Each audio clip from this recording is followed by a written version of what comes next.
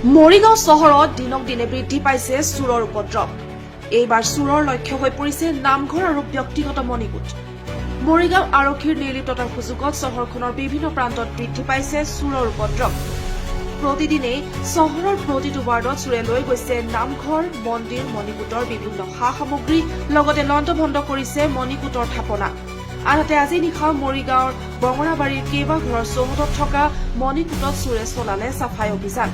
লগতে লৈ গ'ল মণিকূট ব্যৱহাৰ কৰা কাঢ়ি, ঘটি, পইচা, লগতে কিছু মূল্যৱান সামগ্ৰী লৈ উধাও হ'ল চোৰ।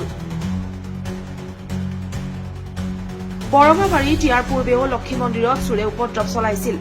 বৰ্তমানলৈকে বৰঙাবাৰীত 4 ঘৰ লোকৰ বাসগৃহত থকা মণিকূটত চোৰে চলালে এই চাফাই অভিযান। চহৰখনৰ বিভিন্ন প্ৰান্তত আৰক্ষীৰ টহল বৃদ্ধি কৰিবলৈ ৰাইজে আহ্বান জনায়।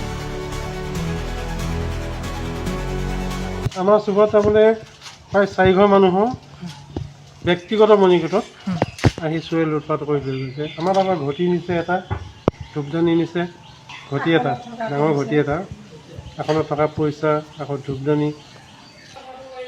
আমাৰ চোবাটোৰ 4জন মন্দিৰৰ চুৰ হৈছে। আমাৰ মন্দিৰৰ পৰা এনে পিতলৰ কাঁহৰ ঘটি আৰু ধূপদানি নিছে, আৰু আসনত কিছুমান পইচা অলপ আছিলে, পইচাখিনিও লৈ গৈছে। নি পেলাই ঘৰখনৰ এনে যাৱতীয় কিছুমান বস্তু চুৰ কৰিছে, হ'লেও মনটো দুখ লাগিছে। অলপতে তাৰমানে আমাৰ লক্ষীনাৰায়ণ মন্দিৰৰ পৰা ভাগৱত এখন ভাগৱতখনৰ পৰা যিমান টকা আছিলে সেইখিনি নিলে, আকৌ বক্সৰ পৰা পইচা লৈ গৈছে। নি পেলাই মন্দিৰজন অলপ ঠান বান কৰি থৈ গৈছে। সেইজন মন্দিৰ যেন তেনে গোসাঁই আনি পেলাই যেন তেনে মন্দিৰজন পবিত্ৰ কৰি উঠিছে। এতিয়া আকৌ আমাৰ চুবাতে আকৌ 3জন মন্দিৰ আকৌ চুৰ কৰিছে। ইমান অতপালি হ'ব নালাগে নহয়। পুলিচ প্ৰশাসনেও অলপ কৰিব লাগে, চকু দিব লাগে, হয়নে?